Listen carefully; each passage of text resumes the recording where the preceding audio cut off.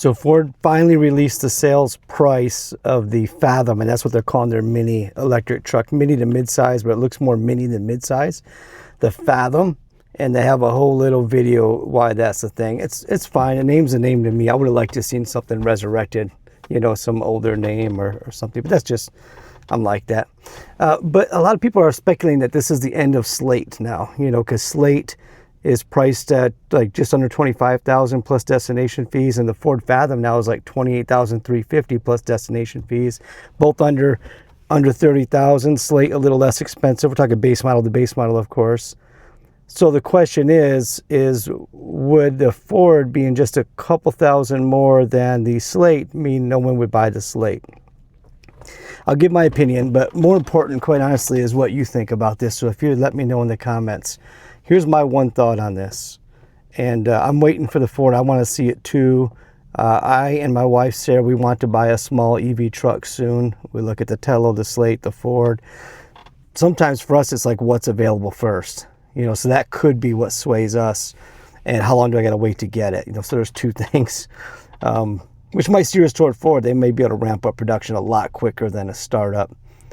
But do I think that one kills the other, so to speak? Like, I've seen a lot of these videos popping up, like, that's it for Slate. It's the end of Slate. I think the answer lies in, why do people want the Slate? Do they want it just because it's a small electric truck? Well, then maybe they prefer Ford. I don't know. But there's so much more to it than that. It's not like an apples to apples comparison, the Slate and the Ford Fathom. The Slate is modular. You know, you can have an SUV one day, you can have a pickup truck another day. You have, you know, crank windows. People have talked a lot in my comments, because I'm not a fan of crank windows, about the reliability of crank windows now, which is great. The lack of an infotainment center that you don't have to pay for, because most of us, at least me anyway, I use my phone for all that stuff. So I don't need that. And other people just don't like the idea of buying from an OEM when they spent all kinds of time trashing EVs for decades and decades, because they just didn't want to do the work to build a car that I want, that most of us want, that actually is better for the environment. So that's another reason. So there's a lot of reasons why you would still go with the Slate. I mean, I don't think it's anywhere near dead in the water, as some people have suggested.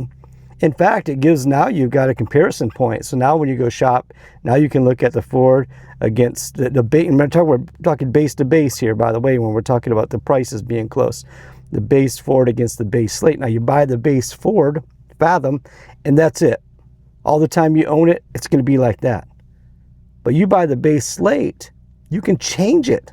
You could change everything. You know, you could put a roll cage on it. You can, you know, there's just, it's that modular part of it, along with the affordability and the simplicity, I think, is what draws a lot of us to Slate.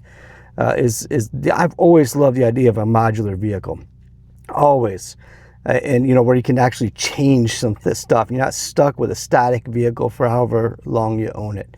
For me, that's a draw. Now, it might be different for you. That's why I asked for your comments in the description below. But keep in mind too that Ford abandoned the Ford Lightning and turned it into a you know, a hybrid. It's like, really? People love that truck. My Uncle Richard bought that truck. He loves that truck. And then it's like, hey, well, we can't do it affordably. Well, when you said you were making it, you promised Ford it would be affordable. And of course, that didn't come to fruition. So will they abandon the Fathom after a year or two? And now what? I don't know. I don't know that one company's better or worse than the other. I just know there's more than one way of viewing it, and I look forward to how you view it. And I don't think either one kills the other. I think there'll be plenty of customers for the Slate, as their waiting list already tells us. And I'm sure there'll be plenty of people waiting in line for the Ford, because they've been around a long time. They certainly know how to make vehicles, you know, love them or hate them. So that's it. That's my one take. Hope you guys have a great day. Slate versus Ford Fathom. Who wins? Who loses? I think everybody can win. Thank you for the members of the channel that keep the wheels churning on the Positively Charged YouTube channel. You're special to us. Thank you.